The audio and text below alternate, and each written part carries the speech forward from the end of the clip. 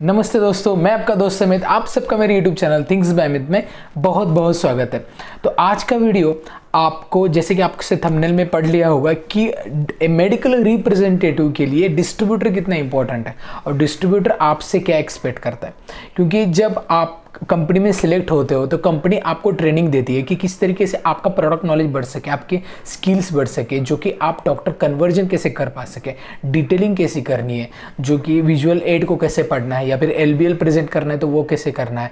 Doctor conversion पे बहुत ज़्यादा फोकस किया जाता है, लेकिन कंपनी कभी रिटेलर पे या होलसेलर पे ज़्यादा फोकस नहीं करती। बिकॉज देखिए, सबसे इंपॉर्टेंट काम है, कंपनी का भी मानना ये है कि डॉक्टर कन्वर्ट हो गया तो बाकी चीज़ें आपको करने की ज़्यादा ज़रूरत नहीं रहती। लेकिन मेरी सलाह यह है आपको कि डॉक्टर कन्वर्जन तो इंपॉर्टेंट है ही, लेकिन आपके कस्टमर कितने हैं मेडिकल रिप्रेजेंटेटिव जब आप काम करते हो। 3 कस्टमर रहते हैं, 3C। एक कस्टमर रहता है डॉक्टर, दूसरा रहता है रिटेलर और तीसरा रहता है स्टॉकिस्ट। अब ये तीनों इंपॉर्टेंट है। अब अगर आप अच्छा सेल करना चाहते हैं तो तीनों से रिलेशन मेंटेन करना बहुत ही इंपॉर्टेंट है। तो आज मैं आपको एज अ स्टॉकिस्ट, आप अगर मेडिकल रिप्रेजेंटेटिव तो स्टॉकिस्ट आपसे क्या एक्सपेक्ट करता है, ये बातें आपको बताऊंगा, जिससे आप रिलेशन एक स्ट्रांग बन सके और आपको इसका फायदा तो डेफिनेटली होगा। और साथ में यहाँ पे आप आपके जो स्किल्स हैं और आपके as a medical representative overall grow होने में ये चीज़ें बहुत ही काम में आएगी। तो ये वीडियो पूरा देखिए, यहाँ पे मैं आपको पूरी डिटेल इंफॉर्मेशन दे दूंगा। चलिए इस वीडियो को स्टार्ट करते हैं।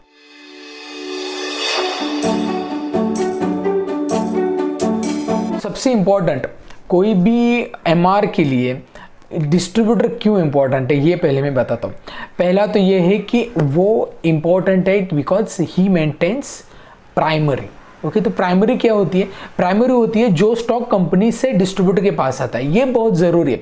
अगर मान लीजिए आपने कोई प्रोडक्ट आप प्रेजेंट करो डॉक्टर के सामने और डॉक्टर ने वो प्रिस्क्रिप्शन लिख लिया, वो मेडिकल स्टोर के पास आ गया, लेकिन मेडिकल स्टोर जो ऑर्डर कहाँ पे करता है? डिस्ट्रीब्यूटर के पास। अगर डिस्ट्रीब्यूटर के पास वो स्टॉक अवेलेबल नहीं है तो क्या होगा? तो आपकी पूरी मेहनत फेल हो जाएगी। इसके लिए प्राइमरी मतलब वो स्टॉक अवेलेबल रहना बहुत ज़रूरी है और मिनिमम उतनी ऑर्डर रहनी, क्वांटिटी में होना चाहिए जितने आपके ऑर्डर हैं। दूसरा रोल इंपॉर्टेंट क्या है? जब कोई रिटेलर अगर उसकी कैपेसिटी 4000 या 5000 परचेस की, लेकिन उसको 10,000 परचेस करना है तो उसको थोड़ा बहुत क्रेडिट लगेगा इनिशियल लेवल पे, बिकॉज वो एट अ टाइम उसको पेमेंट नहीं कर सकता डिस्ट्रीब्यूटर को। तब इस केस में अगर आपका रिलेशन अच्छा होता है ना, तो आप वहाँ से क्रेडिट भी ले सकते हैं डिस्ट्रीब्यूटर से। 15 डेज़ का क्रेडिट या 21 डेज़ का क्रेडिट आप लेके यहाँ पे पोस्ट डेटेड चेक रिटेलर से डिस्ट्रीब्यूटर को दे सकते हैं। इससे क्या होगा? आपका जो सेकेंडरी है ना वो बढ़ जाएगा, अल्टीमेटली आपके सेल में वो कन्वर्ट होगा। ठीक है, जो आपका टारगेट है उसमें काउंट होगा। इसके लिए बहुत ज़रूरी है, जो पीओबी होती है ना, पर्सनल ऑर्डर बुकिंग, बहुत अहम रहती है। इसमें होलसेलर का रोल इंपॉर्टेंट है। इसके बाद नेक्स्ट है कि अगर देखिए, जब प्राइमरी के लिए आप क्लोजिंग के लिए जाते हैं मंथ एंड में, कि आपको नेक्स्ट मंथ का जो टारगेट दिया जाता है, तब आपको अगर 1.5 लाख का टारगेट दिया है तो एटलीस्ट उतना स्टॉक आपके होलसेलर के पास तो रहना ही चाहिए। ठीक है, तो इसके लिए अकॉर्डिंग टू यूअर टारगेट, ठीक है, आपको वो स्टॉक मेंटेन करना है हर एक डिस्ट्रीब्यूटर के पास।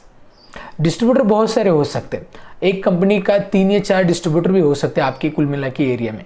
और बहुत कंपनीज क्या करती है, 4 एमआर है तो हर एक एमआर को एक डिस्ट्रीब्यूटर अपॉइंट किया जाता है, उसका क्लोजिंग का पूरा आपको देखना है।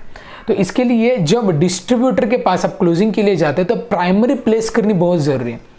इसके लिए अगर आपके अच्छे रिलेशन है, आप अच्छा काम कर रहे हो, तो डेफिनेटली यहाँ पे प्राइमरी उतनी होगी जो आप एक्सपेक्ट कर रहे हैं। अगर आप आपके जो कमिटमेंट है वो अगर फुलफिल नहीं कर पाते तो रिलेशन खराब होने के चांसेस ज़्यादा रहते हैं और फिर प्राइमरी में भी दिक्कतें आती है। फिर स्टॉकिस्ट अपने हिसाब से डालता है, क्योंकि अल्टीमेटली उसको भी पेमेंट करना है कंपनी को।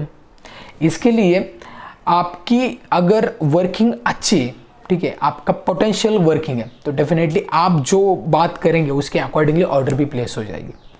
तो ये तो हो गया आपका बेनिफिट का, मतलब डिस्ट्रीब्यूटर का बेनिफिट क्या है एज अ मेडिकल रिप्रेजेंटेटिव। अब मैं आपको बताता हूँ होलसेलर क्या आपसे एक्सपेक्ट करते हैं। होलसेलर के सामने आपकी इमेज क्या होती है? As a wholesaler medical representative की इमेज ऐसी होती है कि ये आपके उसके पर्टिकुलर कंपनी का रिप्रेजेंटेटिव, जिस कंपनी के गुड्स आपके पास है, ठीक है, और वो सेल करने का काम है। लेकिन अल्टीमेटली अगर आप सेल अच्छा करते हो तो डिस्ट्रीब्यूटर का रिलेशन ऑटोमेटिकली अच्छा होता है। डिस्ट्रीब्यूटर की दिक्कतें क्या है ये देखिए, अगर कोई स्टॉक एक्सपायर हो गया तो वो स्टॉक कंपनी के पास जाता है, और कंपनी के पास जाने के बाद वो क्रेडिट नोट बनती है इसकी। अगर 10 या 20 हज़ार का कुछ एक्सपायरी का स्टॉक रिटेलर ने दिया हुआ, उन्होंने होलसेलर ने अगर कंपनी को दे दिया थ्रू C&F, तो उसका क्रेडिट नोट बनता है, जो अगर जल्दी हो गया तो ठीक है, अदरवाइज उसको कई कबार टाइम भी लग जाता है। तो ऐसे अगर क्रेडिट नोट किसी की फंसी हुई है ना, आप C&F से बात करके वो क्रेडिट नोट बनवा के ले सकते हैं इमीडिएटली, और वो डिडक्ट हो जाएगी नेक्स्ट ऑर्डर से। ये एक अच्छा रिलेशन मेंटेन कर पाएगी आपका और डिस्ट्रीब्यूटर का।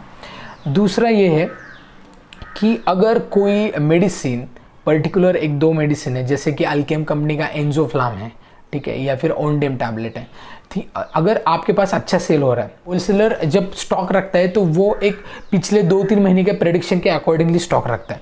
लेकिन अगर आपके पास अच्छे ऑर्डर है ना, 50 स्ट्रिप की या 100 स्ट्रिप की एक अच्छी ऑर्डर है, तो आप उस डिस्ट्रीब्यूटर के पास ही इतने ऑर्डर मेरी है और आप कंपनी से मंगवा के ले सकते हैं इतना स्ट्रिप, 100 स्ट्रिप के ऑर्डर है तो अल्टीमेटली आप 150 स्ट्रिप मंगा लीजिए, 100 स्ट्रिप में ही निकाल दूंगा। अगर इस तरीके से आप उसको अगर उसी को ऑर्डर दे रहे, मतलब POB के ऑर्डर दे रहे, ठीक है, तो अल्टीमेटली उससे कनेक्शन आपका अच्छा बढ़ जाएगा। इसके बाद नेक्स्ट है कि अगर कोई रिटेलर का क्या, रिटेलर को 15 दिन का क्रेडिट मिल जाता है होलसेलर से, 21 डेज का, लेकिन होलसेलर को कितना क्रेडिट मिलता है? 1 वीक का क्रेडिट मैक्सिमम मिलता है कंपनी से। तो वो मतलब 1 वीक का क्रेडिट है, तब तक वो ऑर्डर कर सकता है, ठीक है। तो इसके लिए जब तक क्रेडिट है, मान लीजिए 7 दिन का क्रेडिट है, तो 6 डे में आप गए डिस्ट्रीब्यूटर के पास, आने आपने डिस्ट्रीब्यूटर को बोला कि आपका 1 दिन का क्रेडिट बचा है, आप ऑर्डर करना चाहते हो, आप प्लीज़ ऑर्डर कीजिए, बिकॉज 7 दिन के बाद आपका ऑटोमेटिकली अगर आपने पेमेंट नहीं किया तो पार्टी लॉक हो सकती है। इसके लिए आप इमीडिएटली ऑर्डर न्यू कीजिए, और ऑर्डर नहीं करने के बाद आपके पास वो ऑर्डर मेडिसिन तो आ ही जाएगी। अगर आप पेमेंट नहीं कर पाते तो वो पार्टी लॉक हो जाने के बाद फिर ऑर्डर आप बाकी ऑर्डर नहीं कर सकते आफ्टर लॉकिंग पीरियड, ठीक है। तो आपको फिर पेमेंट करने के बाद फिर ऑर्डर कर सकते हैं। इस तरीके से दिक्कतें आती है। इसके लिए आप रिटेलर या होलसेलर को आप बोल सकते हो कि आप इमीडिएटली ऑर्डर कर दीजिए, आपका लॉकिंग पीरियड बहुत मतलब नियर बाय आ गए हैं। इसके बाद आप नए काउंटर्स के POB लेके उस डिस्ट्रीब्यूटर को दीजिए, क्योंकि डिस्ट्रीब्यूटर को अल्टीमेटली ज़रूरत क्या है? नए काउंटर्स की। अगर नए काउंटर आप उसको देते हो तो अल्टीमेटली वो खुश हो जाएगा, रिलेशन अच्छा रहेगा।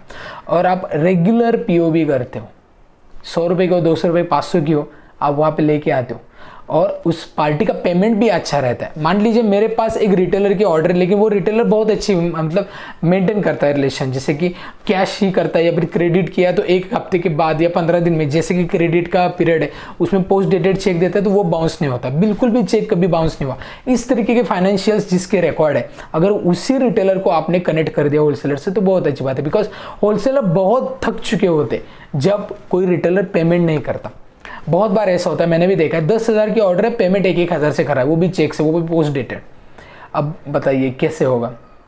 ठीक है, ऐसे रिटेलर नहीं चाहते डिस्ट्रीब्यूटर चाहते हैं कि जेन्युइन रिटेलर हो, और आपको उस रिटेलर से, जेन्युइन रिटेलर उसके उनसे ऑर्डर लेके आपको उस होलसेलर को देना है। बिकॉज अल्टीमेटली एक कंपनी की 4-5 होलसेलर मैंने जैसे बताया, तो कहीं पे भी ऑर्डर प्लेस हो सकती है। आपका अच्छा रिलेशन अगर किसी होलसेलर से चाहिए ना, तब आपको वहीं पे ज़्यादा से ज़्यादा ऑर्डर करके वो स्टॉक लिक्विडेट करना है, क्योंकि आप अल्टीमेटली बिजनेस में हेल्प कर रहे हो किसी भी होलसेलर के। तो ये चीज़ें हैं जिससे आप होलसेलर का रिलेशन बहुत अच्छा बना सकते हो और आप अच्छा सेल भी कर सकते हो, प्राइमरी मेंटेन कर सकते हैं। तो ये एक छोटी चीज़ है जो हम बात करेंगे certificate course in pharma marketing, जहाँ पे मैं आपको मेडिकल रिप्रेजेंटेटिव डेवलप होने के लिए क्या क्या चीज़ें चाहिए ये सारी मैं बताऊँगा, इन डेप्थ में बताऊँगा। तो जल्दी से जल्दी इस कोर्स को एनरोल कर लीजिए। 1 तारीख से कोर्स स्टार्ट होने जा रहा है, लिमिटेड सीट्स है, अभी तक आपने किया नहीं है तो आप कर सकते हैं। डिस्क्रिप्शन में मैंने इसकी सारी लिंक प्रोवाइड कर दी है। तो वीडियो कैसा लगता है ये मुझे बताइए। वीडियो अच्छा लगता है तो वीडियो को लाइक कीजिए, चैनल को सब्सक्राइब करना बिल्कुल मत भूलिए, और ढेर सारे लोगों तक ये वीडियो शेयर कीजिए। तो इस वीडियो में इतना ही, मिलते हैं नेक्स्ट वीडियो में, तब तक बी हेल्दी, बी हैप्पी।